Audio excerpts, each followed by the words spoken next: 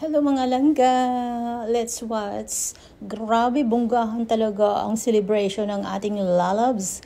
Diwata! Ayun guys, parang na-touch din ako dito kasi umiyak siya as in. Sobrang ganda. Tapos grabe ang appreciate sa mga kapwa vlogger at the same time sa the best mother in the world. O diba? Ito talaga si Diwata na may pusong pagmalasakit or pusong pagmamahal, especially sa kanyang mama. Grabe. So, appreciated niya talaga ang kanyang mama. Imagine, as mama also, parang ako'y naging happy din. Okay, sa kay Diwata. Kasi nga, ayan, makikita natin at masaya ang mukha ng hindi na nagpatalo ang mother ko, Pak. Grabe, binigyan niyo pa. 6,000 naka-pearl t-shirt. Ito naman si Pilang. And of course, meron din siyang kaalala. Yan. So, shout out talaga sa ating mga lalabs dyan na kumbaga hindi ni tsapera ang mama. O, diba? So, super thankful din sa mga nadatnan or sa mga blessings ni Diwata. So, super thankful din na hindi siya ay madamot. So, marami siyang tinutulungan. So, imagine, magbe-birthday siya. Pakain sa lahat ng mga tao. And, syempre, first time niya mag-birthday, grabe, ang iyak din niya. Na kumbaga, Thanksgiving niya sa Panginoon na nakaselebrate siya ng kanyang birthday. And hindi lang dyan pala ang kainan sa Tagaytay. Sobrang ganda pala ng Tagaytay na yan. Sana makapunta. Wow naman.